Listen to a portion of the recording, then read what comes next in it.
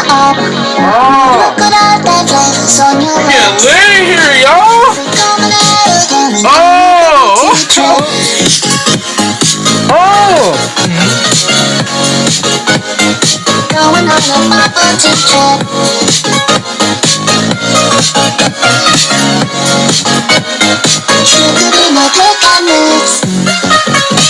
Yo, what's goody with y'all, man? Happy Halloween! Happy Halloween! Yo, we lit, man. You already know, man. Happy Halloween!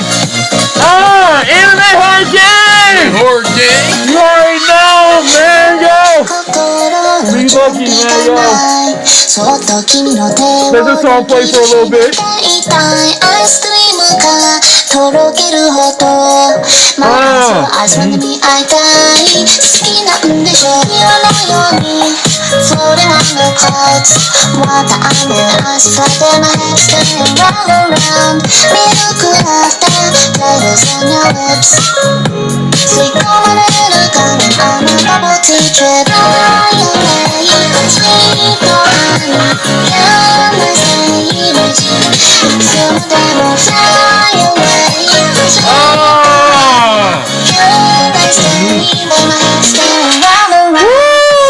What's goody with y'all, man? Yo, what's up with y'all, man? Yo, this is Reef'Lik. This is Reef'Lik, Anime Horror Gang. What's goody with y'all, man? Got another video. Tonight we're going to be reacting to MR.BALLEN'S. Yo, man, shout out to MR.BALLEN'S, man. You already know you the GOAT, man. Yo, you in our Halloween edition videos, man. You already know, man. Yo, shout out to MR.BALLEN's, man. Yo, this is a special night, man. It's Halloween. We're trying to celebrate with y'all, man. Yo, we hope y'all enjoy these videos, man. Show MR.BALLEN'S some love, man. So please like, comment, and subscribe, and join our big happy family. Yes, join the family. Anime Horror Gang. Let you join the family. You're Supreme Kai. You're a loser. You're a supreme loser, man. Yo, we love y'all so much, man. Please be a part of our family, man. Yo, we're almost at 500 subscribers, man. We're almost close to getting monetized, and we can't wait to have more people be a part of our family. For the newbies, please like, comment, and subscribe, and join our family. And let's begin! Anime Horror Gang! Let's get it!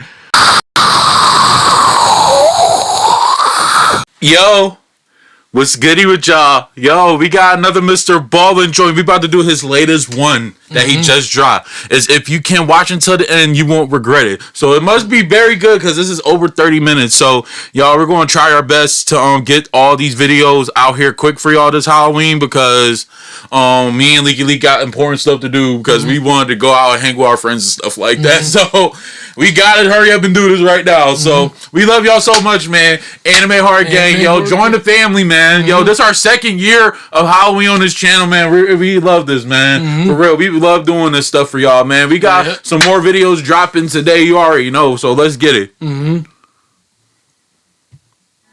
we're gonna look at 3 medical mysteries, with each story being more unbelievable than the last. But before we get into those stories, if you're a fan of the strange, dark, and mysterious delivered in story format, shout out to MR.BALLEN'S. right place because that's all we do, and we upload once a week. So, if that's of interest to you, the next time you're visiting the like button at their house, be sure you rub poison ivy all over their toilet paper. Also, please subscribe to our channel. Oh, what? So you don't miss any of our weekly uploads. Okay, let's get into today's stories. Shout out to MR.BALLEN'S.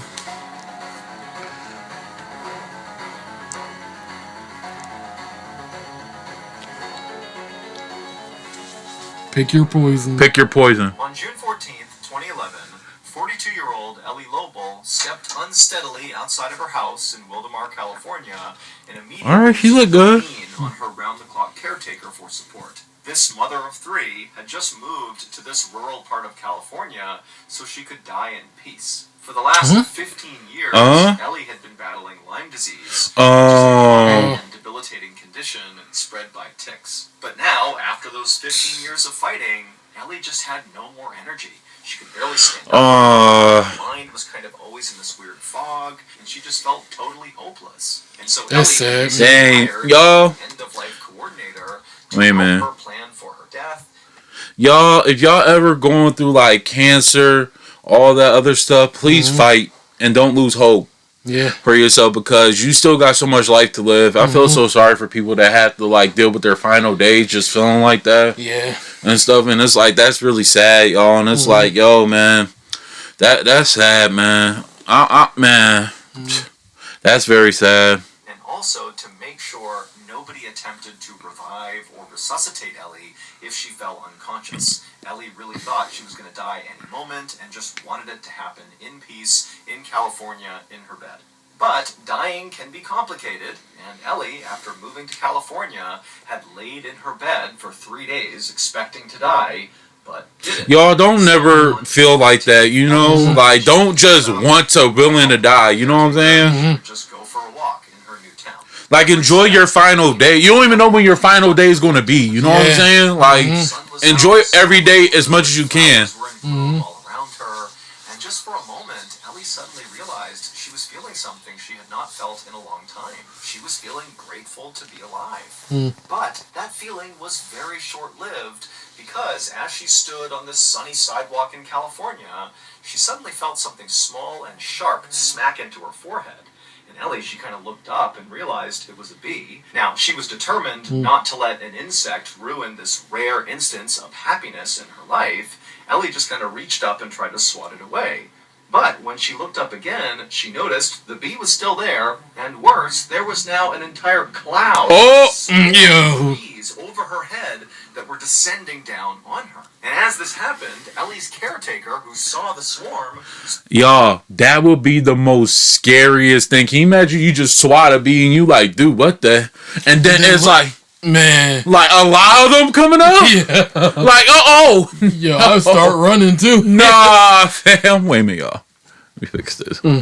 Yeah, nah, fam. Like, y'all not about to sit up here and just do me like that. Like, nah, I'm running. I'm running. Like, no. Screamed. They not about to get no licks off of me. Like, Poor old Ellie, who couldn't... yo, they gonna hit you with that. They gonna hit you with that Frieza thing. Like, remember when Frieza did Piccolo? He was like, Yeah. like that's how you gonna be in his third form. her head with her hands to try to protect herself, but within seconds these bees had descended on her and were stinging her head, her ears, her face. I mean, she was getting Is the Candyman here? not normal Yeah. Yo, the Candyman is near. that were known for stinging their victim dozens of times Oh, was fiercely allergic to bee sting. you know what's a scary beat? The wasp. Yeah. I remember that thing in 2020. I think it was 2020 when them wasps was about to come into America. Yeah. Oh my! And someone had it to their head. And that thing was like, nah, fam, nah. Too big, man. If I see something like that coming near me, I'm fighting, or I'm running. Awful public death out on the sidewalk all by herself. For real, like. Started out with so much promise. By the time she was just 18 years old, she had already earned her PhD in physics. And Wow. in 1996, when she was 27 years old, Ellie and her husband had 3 beautiful children, and they had moved into their dream home in New York's Westchester County. Okay. It really seemed perfect. But that same year they moved into their dream home, Ellie suddenly noticed there was this rash at the top of her thigh, and it kind of looked like a red bullseye. And Ellie had chalked it up to, some sort of weird spider bite and not thought much of it, not realizing that bullseye marking is actually the calling card for ticks who carry Lyme disease. That's what they leave behind after they bite you. But Ellie didn't know Wow. that, so not long after seeing this rash, Ellie began having night sweats and night shakes. She had these flu-like symptoms that didn't go away for months, and it left her totally exhausted and discouraged. Doctors told her that she could have arthritis, or fibromyalgia, or MS, or heart failure, or some other horrible condition, but it was ultimately a park ranger that Ellie just happened to meet one day who recognized that rash she described at the top of her leg was very likely because she had been bit by a tick that had Lyme disease, and now all of these symptoms, that seemed like Lyme disease too, and then when Ellie went into the doctor... Yo, where do ticks really like be at though? Like Probably in your bed. like in dog? Like where? I don't. Anywhere where there's fur or something. Doctor and said, I think I Where have it's Lyme fur. disease. They said, Yeah. yep, you do, but now the disease has progressed so far, it's basically too late for you. And so for years, Ellie wasn't able to work or really even be a mother because of this disease. Wow. Eventually, her marriage fell apart and ended in bitter divorce. And so this disease... No, that's effed up because I feel like, dude, the husband on his part, dude, if you know she got that, I don't know if they talked about it or not, but if you know that she got that, dude, what happened to your wedding vows through sickness and through hell? I don't know, man. What happened through sick? This is a sickness right now. So help her through her sickness. You just gonna leave? Yo, he ain't shit, bro. Kind of wrecked Ellie's life, and so at the 15th, Help her, bro. Like, don't just leave your you wife. know what? Enough is enough. I'm Man. going to California, and I'm going to die on my own terms. But Ellie had envisioned a peaceful death in her bed, not an agonizing death caused by Wow. a bunch of African killer bee stings out on a sidewalk in some random town in California. The attack on Ellie lasted maybe about a minute, but it was the longest minute of Ellie's life. The pain was just unimaginable. And then after all the bees had left, Ellie's caretaker actually came running back over to her, scooped her up, and began running with her back to the car. And as Ellie was getting carried, Ellie realized her caretaker was probably going to take her to the hospital, and she didn't want that. You know, even though she had had that kind of nice moment before the bee stings when she was looking around at this beautiful town and the sun was out and the flowers were out, that wasn't enough to inspire her to want to live. She still, deep down, did just want to die. And so she figured, you know, with these bee stings, I'm going to have an allergic reaction any minute now, and that's going to take me out, and I just want it to happen so I can be done. And so Ellie made her caretaker drive her back to the house and put her in bed. What? And Ellie laid there waiting to die. But 3 days later, Ellie had not died yet. In fact, she actually felt the best she had felt in years. There had been no discernible allergic reaction to all of these bee stings all over her head, and all the chronic pain and discomfort that she normally felt all the time from Lyme disease was gone. And after doing some research about bee stings and about Lyme disease, Ellie came across this 1997 study done in Australia that found the active ingredient in some wasp and bee stings was powerful enough to kill the bacteria that causes Lyme disease. But no one had ever really researched this because it was totally unethical. God gave you a second chance in life. That is what I'm talking about right there. That's what I'm talking about. Ellie, you're to go. To release a swarm of bees on a critical Lyme disease. That's God. Ellie's case, God did. It really did cure her. The bee stings literally saved her life.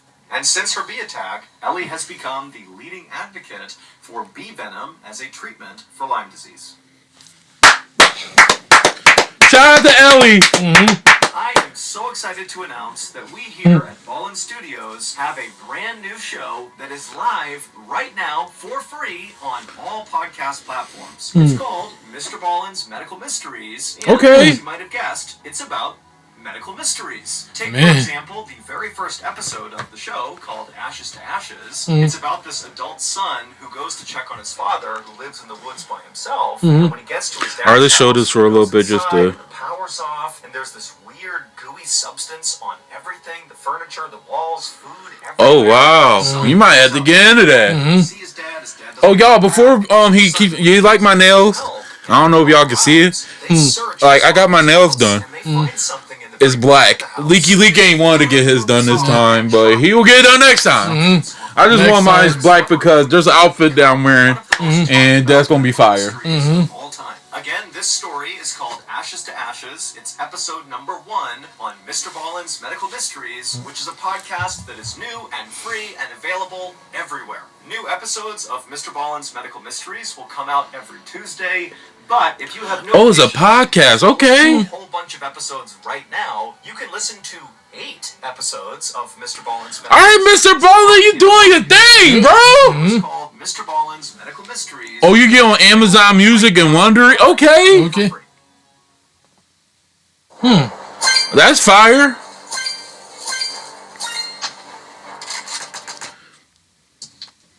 Night and day. Oh, shoot.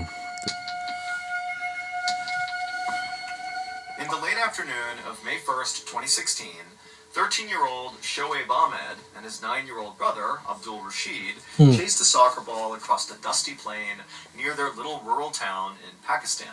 Abdul, who was very athletic and quick on his feet, managed to kick the ball past the defender and then kicked a line drive shot right at the net, but at the last second the goalie jumped and blocked the shot.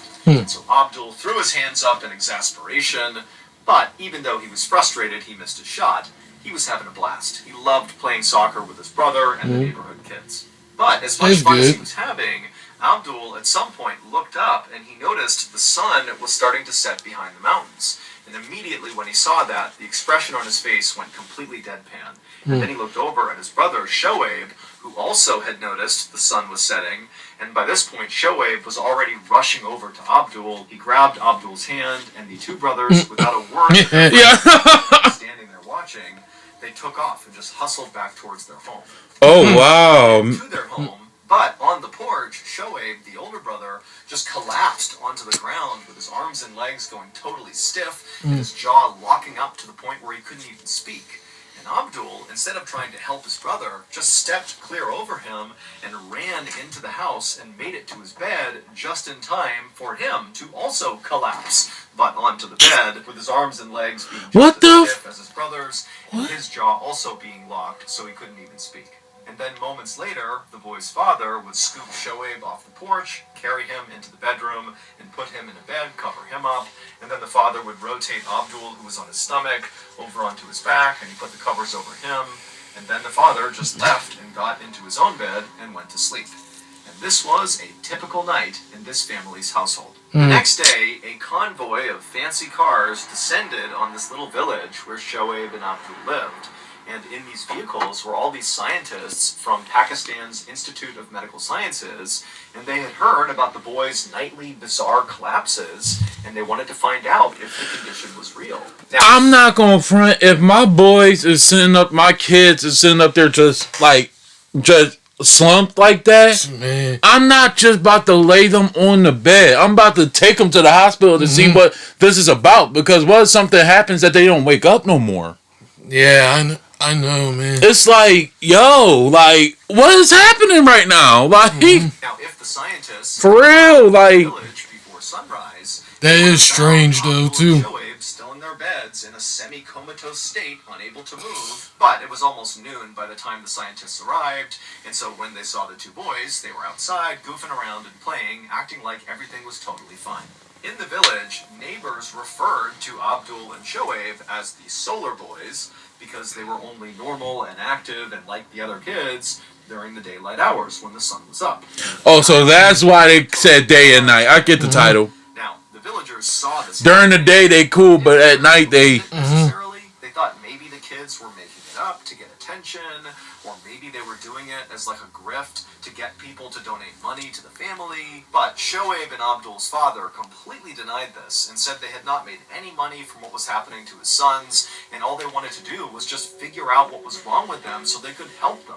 The scientists would talk to Abdul and Shoaib's father first, and he would explain to them that really since Abdul and Shoaib were very little, they had been suffering from these nightly paralysis events. And so with the family's permission, these scientists got to work. They collected blood and urine samples, not just from Shoaib and Abdul, but from the entire family. And then also, the scientists tested Abdul and Shoaib's balance and coordination, obviously during the daytime, and the boys both did completely fine. And then as sunset approached, the scientists just stood there and watched as Abdul and Shoaib slowly lost control of their bodies and became paralyzed and mute. And then throughout the night, the scientists just continued to watch them, and the boys did not move at all. And then when the scientists attempted to kind of move their limbs for them, they were so rigid, almost like rigor mortis after you die, that they really couldn't move their limbs at all. And then, the next morning, as the scientists were watching, the sun came up, and it was like suddenly Abdul and Shoaib were totally back to normal. They popped out of bed with a smile on their face, able to move around, no problem.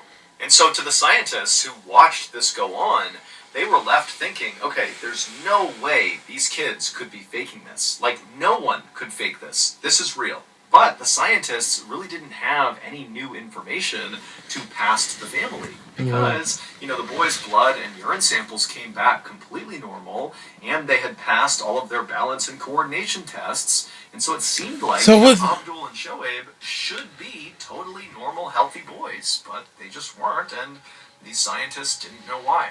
Now, these scientists were not the first group of people who had tried to solve the mystery. Oh, it was more. For years, years, their father had been trying to find someone who could help them, but he was having no success. Doctors at the nearest hospital to their village were convinced that the boys had a rare illness that made them extremely tired only a couple of hours after waking up in the morning.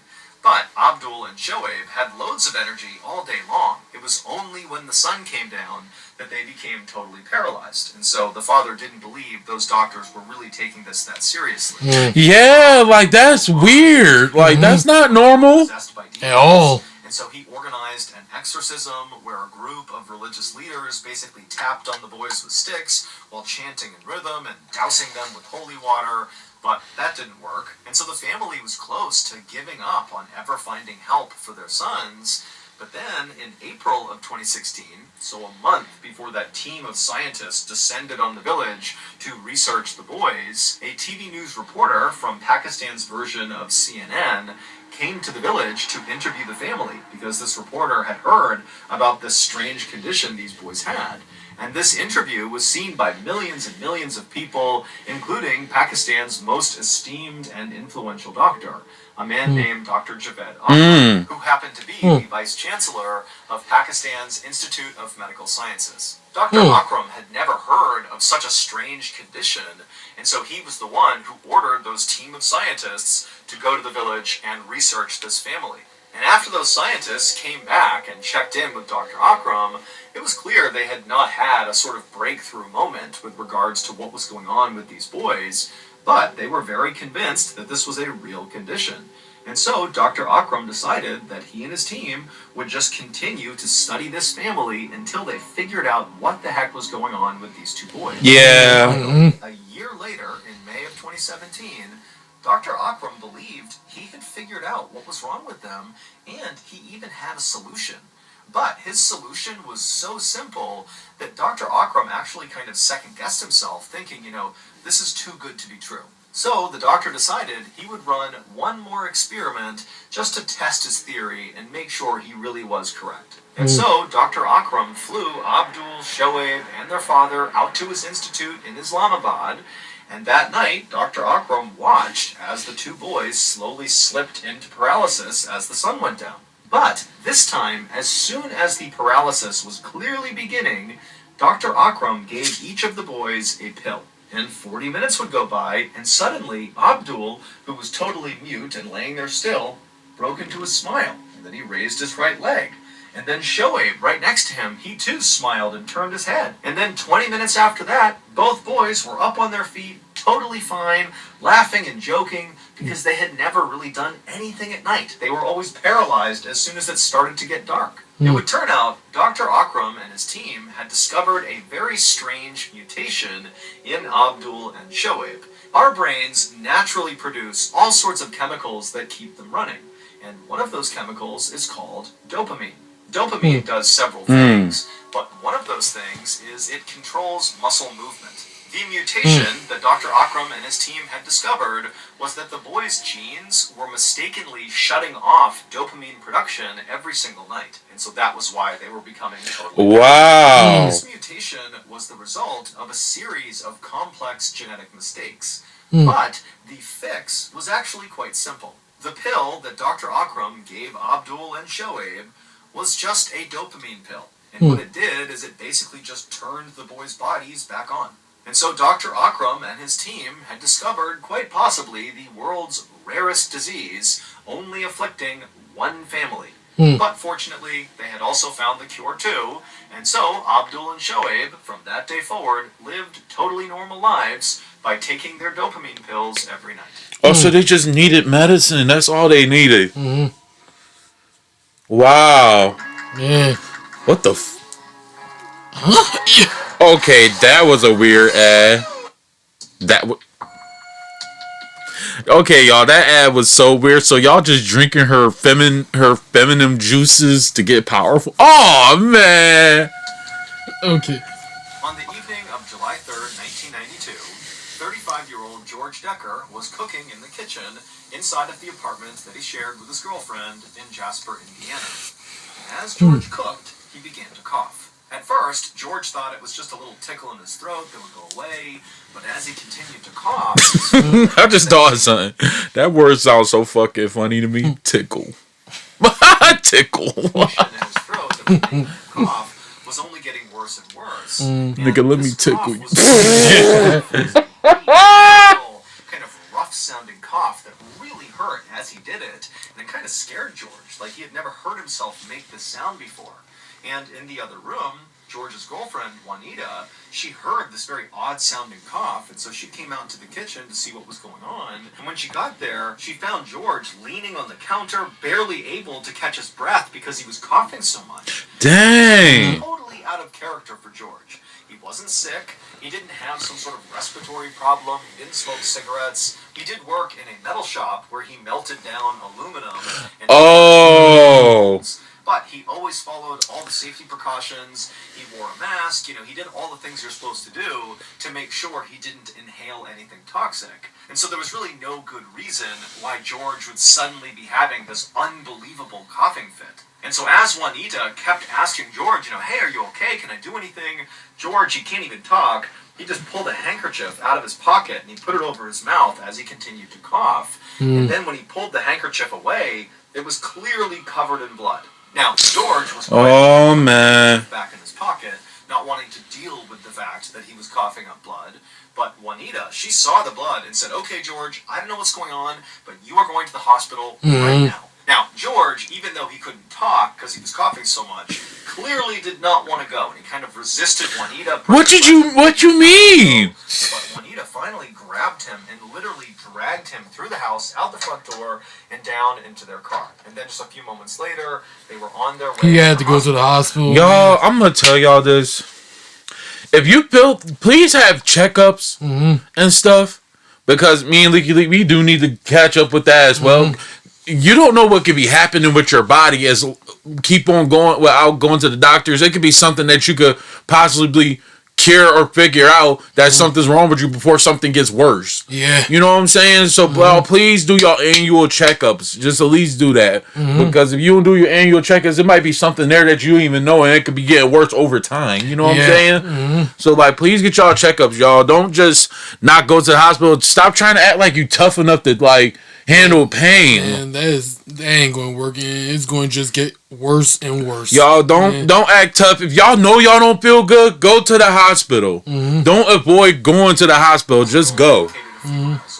By the time they actually parked in front of the emergency room at this hospital, George's cough had actually died down a little bit, and so now but still be checking on that. That it was totally pointless to go to the hospital, that they did not need to be here, take me back home. Bro. But Juanita really pressed him and said, you can't goof around with coughing up blood. You have to go. Thank you. You're coughing up blood, bro. What you mean? He got out of the car, and the two of them walked to the hospital. That's a big thing. If I'm coughing up blood, that's a problem. In the emergency room, a nurse came up to greet them and see what was going on, and George kind of inexplicably pushed the nurse, to get away from me. I don't need you. Oh, wow. And Juanita, she was so embarrassed and tried to apologize, and the staff just kind of rolled with it and just kind of gave him his space. And then for the rest of the time they were there, the staff basically only talked to Juanita, while George sat in the corner with his arms crossed, unwilling to talk or give them any information. Toward the end of this hospital visit, the doctor would prescribe George some antibiotics for what he called an upper respiratory infection, and then the doctor asked George if he was willing to stay the night so they could observe him and make sure he really was okay. But George flatly refused. He got up, turned around, and practically ran out of the hospital. Juanita said, I'm so sorry, and she followed after him. Over the next couple... Alright, bro, I'm gonna let you know this. People don't get mad at her because she tried. She's trying.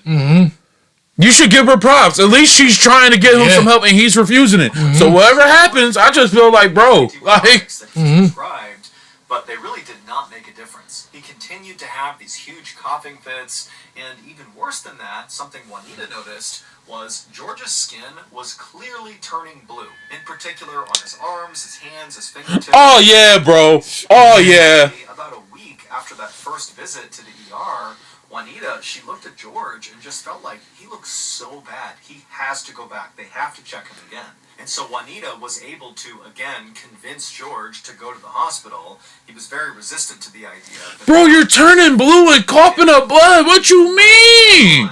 He just kind of went with whatever Juanita wanted. And this time, when they went to the hospital, they would give George a chest x-ray, and it would reveal George had pneumonia in both of his lungs. This explained why he was coughing so much, and it also explained why his skin was turning blue. Because of this infection in his lungs, his body was not getting enough oxygen, and when that happens, it leads to a condition known as cyanosis, which turns your skin blue. But when doctors tried to figure out what was actually causing George's pneumonia, they immediately ran into a brick wall. Usually, it is caused by bacteria, viruses, or some other microscopic invader, and doctors can test a patient's mucus to determine which one it is. But when they tested George's mucus, they couldn't find any evidence of anything that would cause pneumonia. The doctors also ruled out aluminum pollution because he did work in a metal plant and could have been inhaling the aluminum when he melted it down, but he was negative for that. And then also doctors began looking into all these crazy other possibilities, like strange fungus that maybe George had come in contact with that caused this, or, very rare viruses and bacteria. But no matter what the doctors thought of, when they tested George, it would come back negative. And so, with the exception of his x-ray that clearly showed he had pneumonia, every other test they ran on George made it seem like he was a healthy guy. I'm not gonna lie, before we start, shout out to all the blue-collar dudes out there. Shout out to y'all. Y'all are doing work that me and Leaky Leak are scared to do. And it's crazy because y'all get up every day to go fix stuff to make sure that our society is better, and I love to thank y'all for that, because y'all blue collar dudes are rough. Y'all are rough. We could do it too, but I feel like y'all are born with it. Y'all bred it with it, and we thank y'all so much for the blue collar dudes, man, because doing that work is hard. I be seeing them on TikTok and all that stuff, lifting up bricks, going on them, fixing the bridges, skyscrapers, and everything. Like y'all are bold men. Like we love to shout out to y'all, man, because y'all, that's scary. That's really scary to do them jobs, like him doing the metal and stuff like that. And like I forgot what the one job was that they all becoming all muddy and stuff like that back home and stuff. Like y'all are built different. Like for real. Like y'all built different. We love to shout y'all out for that, man. And so George, for real, weeks in the hospital with doctors and nurses constantly trying to figure out what was wrong with him, but not succeeding. And as each day went by, George's condition got worse and worse, until finally he was put on a ventilator because his lungs actually just didn't work on their own. And so a ventilator basically forces air into the patient's body. But no matter how much oxygen they pumped into George's body, he continued to have these terrible coughing fits, and his skin stayed blue.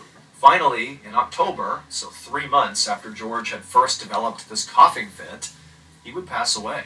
George's doctors were totally baffled. It did not make sense what had happened. He was young and healthy, and then something that was totally powerful and aggressive had wiped him out. And so the doctors knew they needed to figure out what that thing was and how to cure it before other people died from the same mystery illness. On October 8th, so 5 days after George passed away, an Indiana pathologist named Dr. Daniel C. Weaver, who was known for his ability to figure out unexplained deaths like George's, was called to the hospital where George died to perform George's autopsy. And when... before he tells us this, if he can't even figure it out, then that's scary. Dr. Weaver began the autopsy and looked inside of George. He could not believe how just absolutely ruined George's lungs were. Healthy lungs are sort of like cotton candy. The tissue is light and airy, which is perfect for transferring the oxygen we breathe throughout our bodies. But George's lungs were thick and heavy, and they were lumpy with scar tissue. I mean, they were totally useless. And so Dr. Weaver knew, George basically suffocated to death. But now the question was, why? Dr. Weaver would run into the same obstacles as all the other doctors when he attempted to find contamination inside of George's lungs. There was nothing to see. In fact... if he can't figure this out... That's scary, man. That is scary. Yo, that man, dude. My anxiety, through the roof. Dude, This man literally solves things on how people have mysterious deaths. You tell me he can't even figure this out? Yeah. Oh my god. That is scary. Oh my god, man. Dr. Weaver had basically learned nothing as to why this happened to George. In frustration, after this autopsy was over, Dr. Weaver went to George's medical records and just began reading through them. And it was at this point that he saw something very odd that other doctors clearly had seen too, but they must have thought it was not important. At that very first ER visit, Juanita had told nurses and doctors that George, before he had begun coughing in the kitchen, he had been in a great mood. And generally speaking, George was just a very positive and upbeat person. But she said once he started coughing, it was like he transformed into somebody else and became mean and nasty, and Juanita had to practically drag him to the hospital, and then also there was a note in the file about how George had walked through the doors and pushed that admissions nurse. And so Dr. Weaver thought to himself, maybe George's belligerence was not just him being a jerk, but maybe he had ingested something toxic that was affecting obviously his lungs and also his brain, and that was causing him to behave this way. And so Dr. Weaver called the manager of the metal shop where George had worked to try to ask him if there were other chemicals or toxins inside of the plant that maybe George had been exposed to. But the manager just did not want to talk about any of that. Instead, he just wanted to talk about basically how awful George was as a person. Oh, so like he tried to call and see if like the shop is like, not following codes, like following their procedure codes, like their safety codes and stuff. Because if y'all not, and he died from that, y'all could get shut down. So the manager clearly did not like George, and he began talking about how George was obsessed with making money at all costs, and that in addition to working in the metal plant, George had all these kind of sketchy, kind of borderline illegal side jobs to make more money. And then at some point, the manager just began talking about this one particular potential scam that George was involved in that had to do with little bits of silver and gold. And the doctor at this point is not really even listening. He just wants to get off the phone with this guy because it's obvious the manager is not really trying to help. He's just trying to bash George. But at some point, the manager, in detailing this gold and silver scam, mentioned something that piqued the doctor's interest. And suddenly the doctor was really intently listening to this manager and actually began taking notes and asking clarifying questions about this particular scam that George was apparently involved in. And then when Dr. Weaver hung up the phone with this manager, he felt pretty confident that he had actually figured out what had happened to George. The clues had all been there the whole time. George's blue skin and his rude and violent behavior at the ER, but nobody had put them together correctly because the cause of what was happening to George was so weird, no one would have ever thought of it on their own. On the night that George first began coughing in the kitchen, he was not cooking dinner like everybody assumed. He was actually cooking teeth, like human teeth. The metal shop manager told Dr. Weaver on the phone about the scam that George was involved in that had to do with little bits of gold and silver. And the manager explained to Dr. Weaver that George all of these offices, and he was collecting all of their discarded teeth. What George wanted was teeth that had fillings in them, because some of the fillings, especially for older patients, were made from gold and silver. George would then literally cook the teeth until he was able to extract the gold and silver. Now, if he had just been cooking teeth with gold fillings, he'd probably still be alive. But because George also was cooking the teeth with silver in them, during that process of cooking the silver teeth, mercury gas was released, and George would inhale the gas. And mercury gas is deadly. And so the gas went into George, it ravaged his lungs, and it also created these massive mood swings and mental disturbances, which explained why he became so nasty and mean when he got to the ER. Also, ingesting high levels of silver, which George was doing as well, can turn your skin blue. So, in the end, George did not die from pneumonia, he died from mercury poisoning. Man. So, that's going to do it. Yeah, I'm lost for words. Mystery stories be sure to tune in to our brand new podcast called MR.BALLEN'S Medical Mysteries Dude. that is available wherever you get your podcasts right now. Again, it's called MR.BALLEN'S Medical Mysteries. Y'all, I'm gonna be honest with y'all.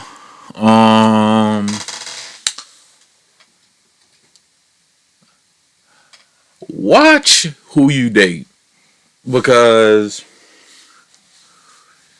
you don't know who you could be dating. Watch who you date. Watch who you date. I'm gonna just say that. Watch who you date, because females, not just y'all, but it be dudes too. Y'all need to be careful with these females out here too. Y'all watch who y'all date, because y'all could be dating a serial killer. It's just that, man, it was basically a scam gone wrong, though. That's really what it was, though. Man, that is nuts, man. And then on top of it, like, people was not really feeling you at work also, so you know you was just doing stuff, but on the low, your chick don't even know. Watch who y'all date. Watch who y'all date. I felt like you do stupid things, you win stupid prizes. That's how I felt like. You do stupid things, you win stupid prizes. Because that's just insane. That's just insane. Yeah, y'all. Please like, comment, and subscribe. Join Anime Horror Gang. You already know we love y'all so much, man. Yo, for the newbies, please be a part of the family, man. We love y'all, man, so much to be a part of the family, and you could be a part of this big journey that we about to have going on, man. Happy Halloween to y'all, man. Halloween. We love y'all so much, man. Please be safe out there, man. Enjoy the candy, man. Enjoy the snacks out there. Enjoy the parties, man. Come back home safe and enjoy yourselves out there, man. Drink your pumpkin spice lattes, eat y'all donuts and everything, man. We love y'all so much. See y'all next time. See you next time. Deuces.